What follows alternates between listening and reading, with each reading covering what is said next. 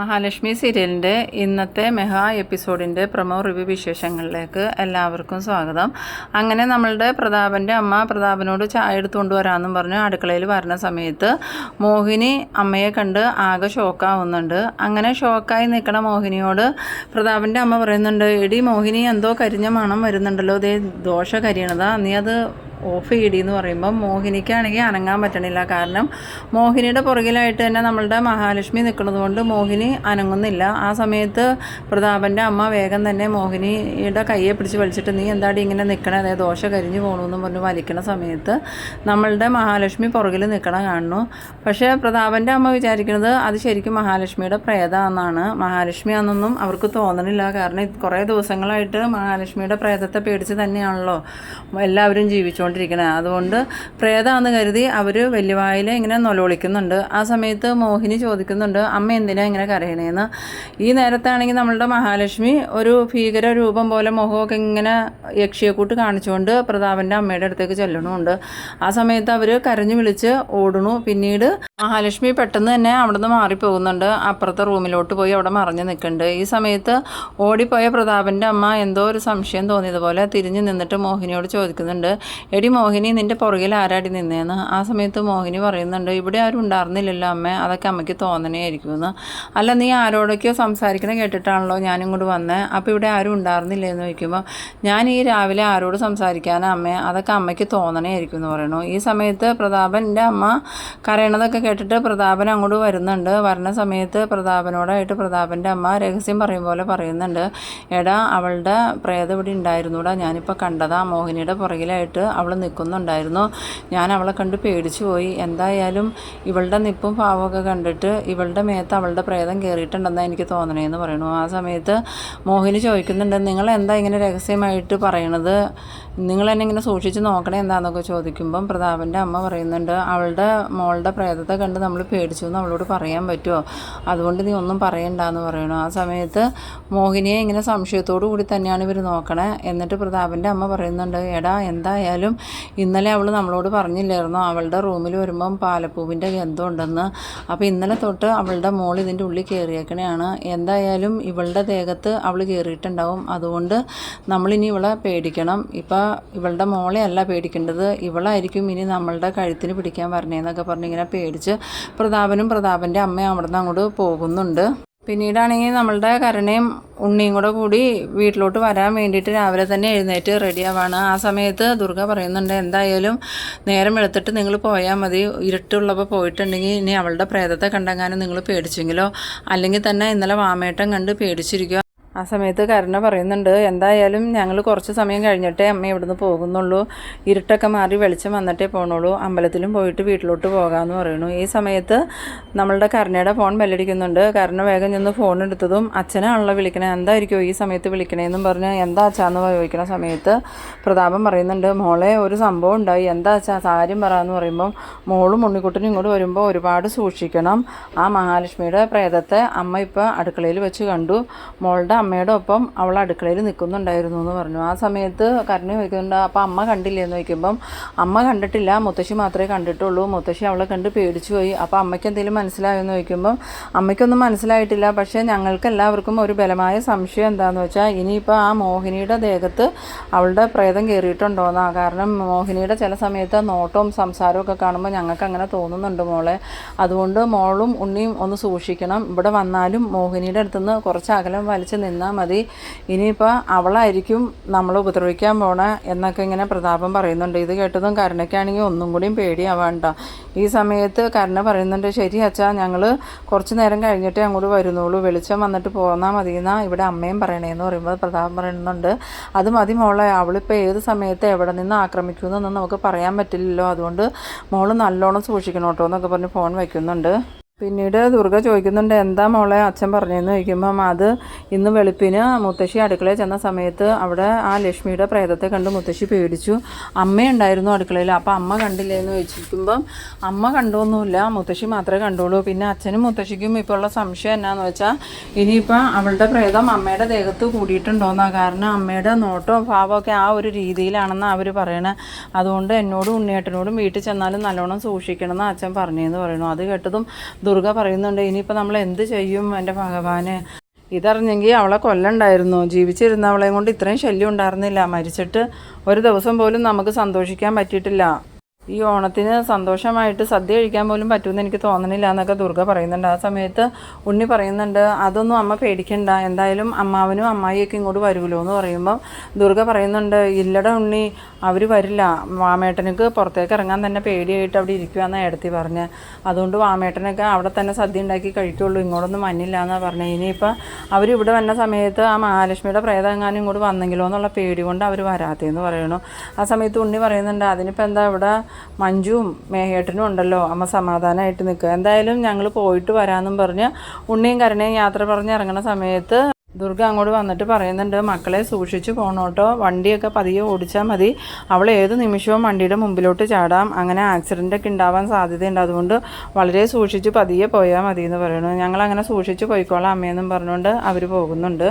ഈ സമയത്ത് നമ്മളുടെ മഹാലക്ഷ്മിയുടെ പ്രേതത്തെ കണ്ട് പേടിച്ച് പ്രതാപനും പ്രതാപൻ്റെ അമ്മയും ഇറയത്ത് പോയിരിക്കുകയാണല്ലോ, കരുണയുടെ വരവും പ്രതീക്ഷിച്ച്. ഇനിയിപ്പോൾ മഹാലക്ഷ്മിയുടെ പ്രേതം മോഹിനിയുടെ മേത്ത് കയറിയിട്ടുണ്ടെന്നുള്ള ധാരണയിൽ പ്രതാപൻ പറയുന്നുണ്ട് അമ്മയോട്, അമ്മേ ആ മോഹിനിയെ അമ്മ നല്ലോണം സൂക്ഷിച്ചോളണം, അവളുടെ അടുത്തേക്ക് അങ്ങനെ ഒരുപാട് വർത്തമാനത്തിനൊന്നും പോകണ്ട, മിക്കവാറും ആ ലക്ഷ്മിയുടെ പ്രേതം അവളുടെ ദേഹത്ത് കയറിയിട്ടുണ്ടാവും, അവളുടെ ചില സമയത്ത് നോട്ടവും ഭാവവും പെരുമാറ്റവും ഒക്കെ കാണുമ്പോൾ എനിക്ക് അങ്ങനെയാണ് തോന്നണമെന്ന് പറയുമ്പോൾ പ്രതാപൻ്റെ അമ്മ പറയുന്നുണ്ട്, അത് ശരിയാടാ പ്രതാപ, അവളുടെ ചില സമയത്ത് നോട്ടമൊക്കെ കാണുമ്പോൾ നമുക്ക് പേടിയാവും, ഉറപ്പായിട്ടും അവളുടെ മേത്ത് ആ ലക്ഷ്മിയുടെ പ്രേതം ഉണ്ടെന്ന് തന്നെയാണ് ഞാൻ വിശ്വസിക്കണേന്നൊക്കെ ഇങ്ങനെ പറയുന്നുണ്ട്.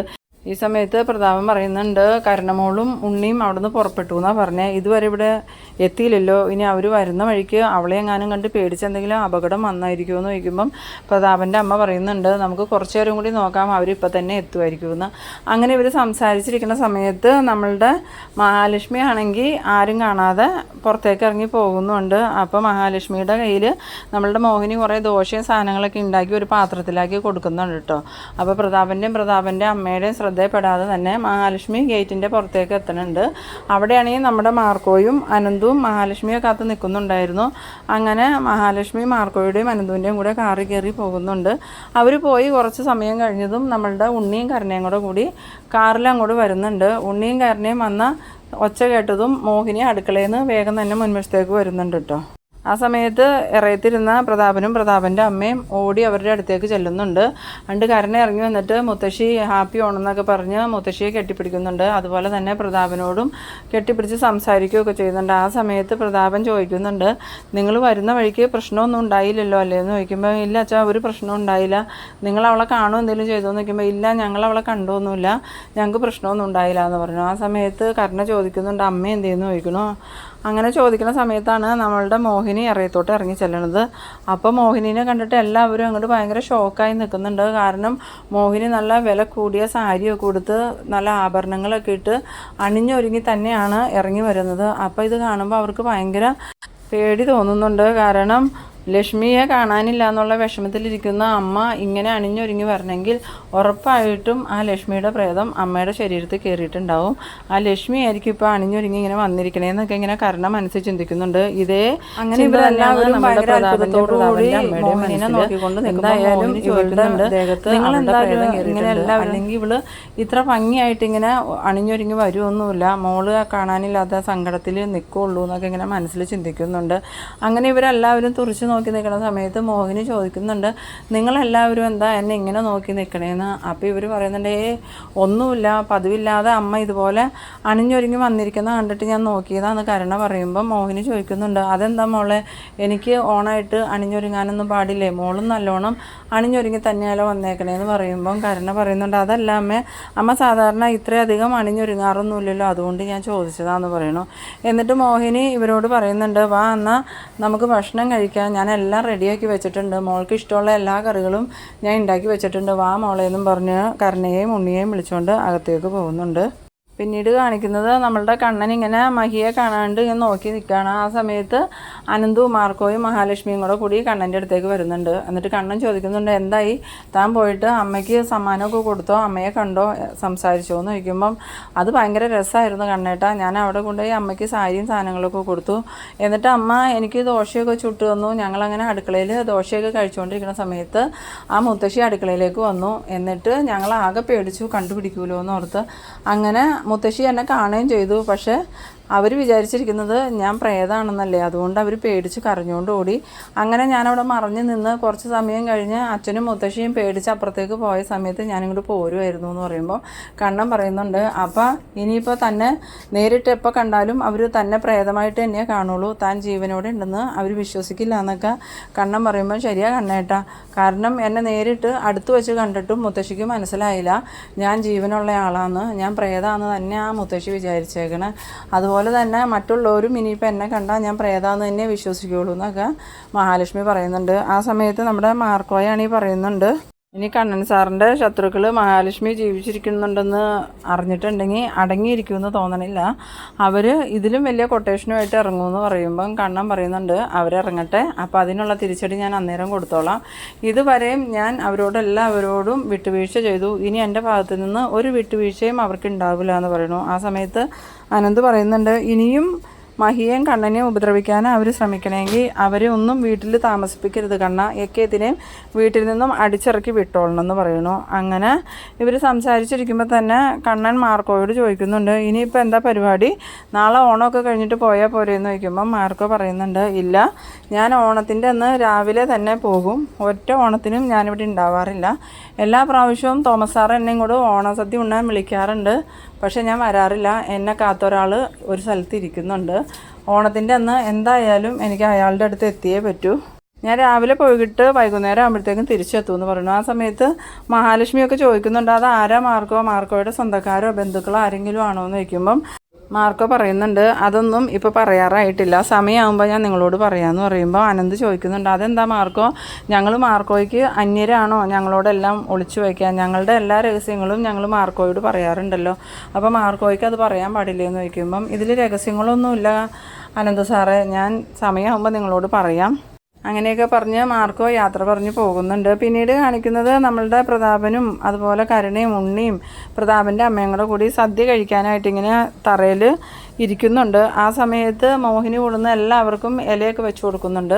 എന്നിട്ട് എല്ലാ ചോറും കറികളൊക്കെ എടുത്തുകൊടുന്ന് വിളമ്പണ സമയത്ത് നമ്മളുടെ പ്രതാപൻ്റെ അമ്മ പറയുന്നുണ്ട്, എടാ പ്രതാപ, അവളുടെ നോട്ടവും ഭാവമൊക്കെ കണ്ടിട്ട് ആ ലക്ഷ്മിയുടെ പ്രേതം അവളുടെ ദേഹത്ത് കയറിയേക്കുന്നത് പോലെ തന്നെ എനിക്ക് തോന്നണേന്ന് പറയുമ്പോൾ പ്രതാപൻ പറയുന്നുണ്ട്, അമ്മയൊന്നും മിണ്ടാതിരിക്കാവോ, മനുഷ്യരെ പേടിപ്പിക്കാണ്ട്, അല്ലെങ്കിൽ തന്നെ ഞാനിവിടെ പേടിച്ച് വിറച്ചായിരിക്കണേന്ന് പറയുന്നു. ഈ സമയത്ത് മോഹിനി ചോദിക്കുന്നുണ്ട്, എന്താ നിങ്ങൾ രണ്ടുപേരും കൂടി രഹസ്യം പറയണമെന്ന് ചോദിക്കുമ്പോൾ ഒന്നുമില്ല മോഹിനി എന്ന് പറയുന്നു.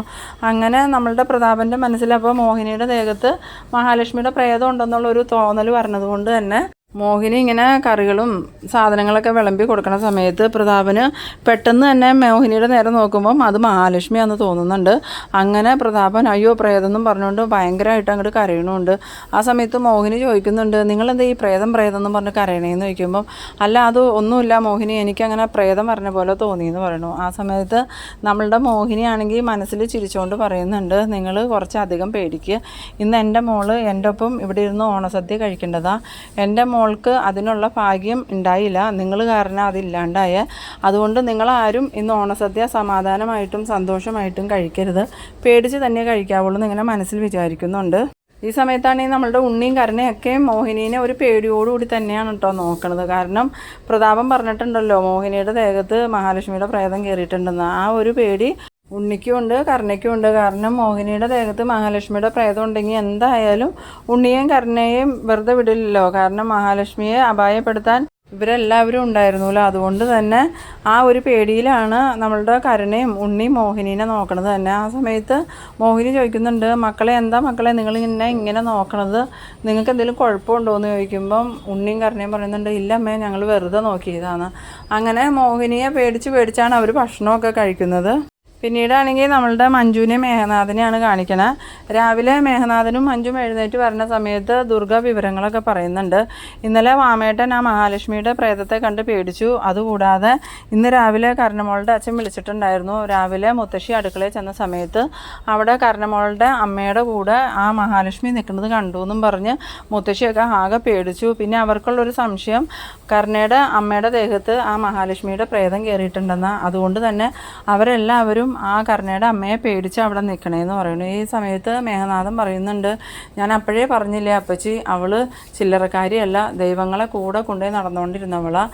അതുമാത്രമല്ല അവള് പൂജിച്ചുകൊണ്ടിരുന്ന ഒരു വിഗ്രഹം നമ്മളുടെ പൂജാമുറിയിൽ ഇവിടെ ഇരിക്കണില്ലേ, ആ വിഗ്രഹത്തിന് ജീവനുണ്ടെന്നാണ് എനിക്ക് തോന്നണേന്നൊക്കെ മേഘനാഥനും പറയുന്നുണ്ട്. ആ സമയത്ത് മഞ്ജുവിന് മാത്രം ഒരു കൂസലുമില്ല, പേടിയില്ല. മഞ്ജു പറയുന്നുണ്ട്, ഇതൊക്കെ നിങ്ങളുടെ വെറും തോന്നല, അങ്ങനെ ഏടത്തിയുടെ പ്രേതം ഉണ്ടെങ്കിൽ എന്നെ ശല്യം ചെയ്യാൻ വരേണ്ടതല്ലേ, ഞാൻ ഇതുവരെയും ഏടത്തിയുടെ പ്രേതത്തെ കണ്ടിട്ടില്ലല്ലോ എന്ന് പറയുമ്പം മേഘനാഥൻ പറയുന്നുണ്ട്, ഇനി അടുത്തത് നിന്നെ ആയിരിക്കും ലക്ഷ്യം വെക്കുന്നത്. കാരണം ബാക്കി എല്ലാവരും അവളെ കണ്ട് പേടിച്ചു കഴിഞ്ഞു, നീ മാത്രമേ കാണാത്തുള്ളൂ. അതുകൊണ്ട് എന്തായാലും ഇനി അടുത്തതായിട്ട് അവൾ പേടിപ്പിക്കാൻ വരുന്നത് നിന്നെ ആയിരിക്കും എന്ന് പറയുന്നു. ആ സമയത്ത് മഞ്ജു പറയുന്നുണ്ട്, അങ്ങനെ വരുവാണെങ്കിൽ അപ്പം ഞാൻ പേടിക്കാം, അതിനു മുമ്പ് വരുമെന്നും പറഞ്ഞ് ഞാൻ പേടിക്കണേ എന്തിനാ, പിന്നെ ഞാനാണെങ്കിൽ ഏടത്തിയെ ഒന്നും ചെയ്തിട്ടൊന്നുമില്ലല്ലോ, നിങ്ങളൊക്കെ കൂടിയല്ലേ ഏടത്തിയെ കൊന്നത്, അതുകൊണ്ട് തന്നെ ഏടത്തി പകരം വീട്ടാൻ വരുന്നത് നിങ്ങളുടെ അടുത്തേക്കായിരിക്കും എന്നൊക്കെ പറഞ്ഞ് മേഘനാഥനെ ഒന്നും കൂടിയും പേടിപ്പിക്കുന്നുണ്ട് കേട്ടോ മഞ്ജു. പിന്നീട് കാണിക്കുന്നത് നമ്മളുടെ മഹാലക്ഷ്മിയും എല്ലാവരും തോമസ് ഡോക്ടറുടെ ആസ്പത്രിയിൽ ഓണസദ്യയൊക്കെ കഴിക്കുന്നുണ്ട്. അങ്ങനെ ഇവരെല്ലാവരും ഓണാഘോഷമൊക്കെ കഴിഞ്ഞിരിക്കുന്ന സമയത്ത് നമ്മളുടെ മഹാലക്ഷ്മി ഡോക്ടറോട് ചോദിക്കുന്നുണ്ട്, ഈ മാർക്കോ ഈ ഓണത്തിൻ്റെ അന്ന് എവിടെ പോയതാ ഡോക്ടറെ, ഡോക്ടർക്ക് അതിനെക്കുറിച്ച് എന്തെങ്കിലും അറിയാമോ എന്ന് ചോദിക്കുമ്പം അതിനെക്കുറിച്ച് എനിക്ക് അറിയില്ല, ഞാൻ എല്ലാ ഓണത്തിനും അവനെ ഇങ്ങോട്ട് വിളിക്കാറുണ്ട് സദ്യ കഴിക്കാനായിട്ട്. അപ്പോൾ അവൻ പറയുന്ന ഒരേ ഒരു വാക്ക്, ഓണത്തിൻ്റെ അന്ന് മാത്രം എനിക്ക് വരാൻ പറ്റില്ല, വേണമെങ്കിൽ ഞാൻ നാളെ വരാമെന്നാണ് പറയാറ്. ഇന്നും ഞാൻ അവനെ ഒരുപാട് നിർബന്ധിച്ചു, ഇവിടെ നിൽക്ക്, ഇവിടുന്ന് ഭക്ഷണമൊക്കെ കഴിച്ചിട്ട് പോകാമെന്ന് പറഞ്ഞപ്പം അവൻ പറഞ്ഞത്, ഡോക്ടർക്ക് അത്ര നിർബന്ധമാണെങ്കിൽ ഞാൻ നാളെ വരാം ഭക്ഷണം കഴിക്കാൻ, ഇന്ന് എനിക്ക് എന്തായാലും പോയേ പറ്റൂ, എന്നെ ഒരാൾ കാത്തിരിക്കണ്ടെന്നാണ് പറഞ്ഞതെന്ന് പറയുന്നു. ആ സമയത്ത് മഹാലക്ഷ്മി ചോദിക്കുന്നുണ്ട്, അതാരായിരിക്കും, ഈ മാർഗോയ്ക്ക് അച്ഛനോ അമ്മയോ സഹോദരങ്ങളോ അങ്ങനെ ആരെങ്കിലും ഉണ്ടോ എന്ന് ചോദിക്കുമ്പം ഡോക്ടർ പറയുന്നുണ്ട്, അതിനെക്കുറിച്ചൊന്നും എനിക്കറിയില്ല, ചെറുപ്രായത്തിൽ എന്തോ ഒരു അപകടം മാർക്കോയുടെ ജീവിതത്തിൽ നടന്നിട്ടുണ്ട്, അതുകൊണ്ട് തന്നെ കുടുംബത്തെക്കുറിച്ച് ചോദിക്കുമ്പം മാർക്കോ അതിന് മറുപടി ഒന്നും പറയാറില്ല. മാർക്കോയ്ക്ക് താല്പര്യമില്ല എന്നറിയാവുന്നതുകൊണ്ട് തന്നെ ഞാൻ പിന്നെ നിർബന്ധിച്ച് ചോദിക്കാറുമില്ല. എന്തായാലും മാർക്കോ കാണാൻ പോകുന്നുണ്ടെങ്കിൽ അത് അത്രയ്ക്കും വേണ്ടപ്പെട്ട ആരെങ്കിലും ആയിരിക്കും. എന്തായാലും മാർക്കോ വരട്ടെ, നമുക്ക് മാർക്കോയോട് തന്നെ ചോദിക്കാമെന്നൊക്കെ ഇങ്ങനെ പറയുന്നുണ്ട്. പിന്നീടാണെങ്കിൽ കാണിക്കുന്നത് ഓണാഘോഷമൊക്കെ കഴിഞ്ഞിട്ട് നമ്മളുടെ കരുണയും ഉണ്ണിയും പോകാനായിട്ട് ഇറങ്ങുകയാണ്. ആ സമയത്ത് മോഹിനി ചോദിക്കുന്നുണ്ട്, നിങ്ങൾക്ക് ഇന്ന് തന്നെ പോകണമെന്ന് ചോദിക്കുമ്പം ഉണ്ണി പറയുന്നുണ്ട്, പോകണം, അവിടെ അമ്മ ഒറ്റയ്ക്കേ ഉള്ളൂ, മേഘേട്ടനും മഞ്ജുവും ഇന്ന് തിരിച്ചു പോകും, പിന്നെ അമ്മ ഒറ്റയ്ക്ക് രാത്രി അവിടെ ഇരിക്കൂല, അമ്മയ്ക്ക് ഭയങ്കര പേടിയാന്ന് പറയുന്നു. ആ സമയത്ത് മോഹിനി ചോദിക്കുന്നുണ്ട്, എന്തിനാ പേടിക്കണേന്ന്. അല്ല, അത് വേറൊന്നും അല്ല അമ്മേ, അവിടെ ചില പ്രേതങ്ങളുടെയൊക്കെ ഒരു ശല്യമുണ്ട്, അതുകൊണ്ട് അമ്മയ്ക്ക് പേടിയാവണേന്ന് പറയുന്നു. എന്നാൽ ഞങ്ങൾ പോട്ടേന്നും പറഞ്ഞ് ഉണ്ണിയും കരുണയും യാത്ര പറയുന്ന സമയത്ത് മുത്തശ്ശിയും പ്രതാപനും ഉണ്ണിയുടെയും കരുണയുടെ അടുത്തേക്ക് വന്നിട്ട് പറയുന്നുണ്ട്, മക്കൾ പോകുമ്പോൾ വളരെയധികം സൂക്ഷിച്ച് പോകണം കേട്ടോ, രാത്രിയാണ്, ഏത് നിമിഷവും അവളുടെ ആക്രമണം ഉണ്ടാവാം, അതുകൊണ്ട് വണ്ടിയൊക്കെ പതിയെ ഓടിച്ചാൽ മതി, വളരെ സൂക്ഷിച്ച് പോകണം കേട്ടോ എന്ന് പറയുമ്പോൾ ഞങ്ങൾ സൂക്ഷിച്ച് പോയിക്കോളാം അച്ഛാന്നും പറഞ്ഞ് ഉണ്ണിയും കരുണയും പ്രതാപനോടും മുത്തശ്ശിയോടും യാത്ര പറഞ്ഞങ്ങനെ പോകുന്നുണ്ട്. ഈ സമയത്ത് നമ്മളുടെ മഹാലക്ഷ്മി കണ്ണനോട് യാത്രയൊക്കെ പറഞ്ഞ് ലേഹയുടെ വീട്ടിലോട്ട് പോവാനുണ്ടോ. അപ്പോൾ അനന്തുവിൻ്റെ കൂടെയാണ് ലേഹയുടെ വീട്ടിലോട്ട് പോണത്. അപ്പോൾ അനന്തുവിൻ്റെ കാറിൽ കയറി മഹാലക്ഷ്മി പോകുന്നുമുണ്ട്. പിന്നീടാണെങ്കിൽ നമ്മളുടെ ഉണ്ണിയും കരുണയും പോണ ആ റൂട്ടിൽ തന്നെയാണ് മഹാലക്ഷ്മിയും പോകുന്നത്. ആ സമയത്ത് കരുണ യാദൃശികമായിട്ട് നോക്കണ സമയത്ത് അപ്പുറത്ത് പോണ കാറിൽ നമ്മളുടെ മഹാലക്ഷ്മി ഇരിക്കുന്നതായിട്ട് കരുണ കാണുന്നുണ്ട്. അപ്പോഴും കരുണ വിചാരിക്കുന്നത് അത് മഹാലക്ഷ്മിയുടെ പ്രേതമാണ്. വേഗം തന്നെ കരുണ ഉണ്ണിയോട് പറയുന്നുണ്ട്, ഉണ്ണിയേട്ടാ കാറൊന്ന് നിർത്തിയെന്ന്. അങ്ങനെ ഉണ്ണി കാറ് നിർത്തിയതും കരുണ പറയുന്നുണ്ട്, ദേ പോയ കാറിൽ ആ ലക്ഷ്മി ഇരിക്കുന്നുണ്ടായിരുന്നു എന്ന്. അത് കേട്ടതും ഉണ്ണി പറയുന്നുണ്ട്, അത് നിനക്ക് തോന്നിയതായിരിക്കും, കാരണം അവരെങ്ങനെയാണ് കാറിൽ പോണേന്ന് ചോദിക്കുമ്പം അത് പ്രേതങ്ങൾക്ക് എവിടെ വേണമെങ്കിലും പോകാമല്ലോ ഉണ്ണിയേട്ട, എന്തായാലും ഉണ്ണിയേട്ടൻ കാറൊന്ന് നിർത്തിയെന്ന് പറയുന്നു. അങ്ങനെ കരുണ ഉണ്ണിനെ കൊണ്ട് കാറ് നിർത്തിപ്പിച്ചിട്ട് നോക്കണ സമയത്ത് കരുണ വളരെ വ്യക്തമായിട്ട് തന്നെ കാണുന്നുണ്ട് കാറിൻ്റെ പുറകിലെ സീറ്റിൽ മഹാലക്ഷ്മി ഇരിക്കുന്നത്. ആ സമയത്ത് കർണ ഉണ്ണിയേയും അത് കാണിച്ചു കൊടുക്കുന്നുണ്ട്. രണ്ടുപേരും അത് കണ്ട് പേടിച്ച് വിറച്ചിരിക്കുന്ന ആ ഒരു സീനിലാണ് ഈ എപ്പിസോഡ് അവസാനിക്കുന്നത്. അപ്പോൾ നിങ്ങളെൻ്റെ വീഡിയോ ആദ്യമായിട്ടൊക്കെ കാണുന്നവരാണെങ്കിൽ എൻ്റെ ചാനലൊന്ന് സബ്സ്ക്രൈബ് ചെയ്യാനും എൻ്റെ വീഡിയോ നിങ്ങൾക്ക് ഇഷ്ടമായാൽ ലൈക്ക് ചെയ്യാനും ഷെയർ ചെയ്യാനും കൂടാതെ ഇതിനെക്കുറിച്ചുള്ള നിങ്ങളുടെ അഭിപ്രായങ്ങളും നിർദ്ദേശങ്ങളും ഒന്ന് കമൻറ്റായിട്ട് രേഖപ്പെടുത്താനും മറക്കരുത്. അപ്പോൾ ഇതുപോലെ ഇൻട്രസ്റ്റിംഗ് ആയിട്ടുള്ള അടുത്തൊരു എപ്പിസോഡുമായി നമുക്ക് വീണ്ടും കാണാം. അതുവരേക്കും ബൈ ബൈ.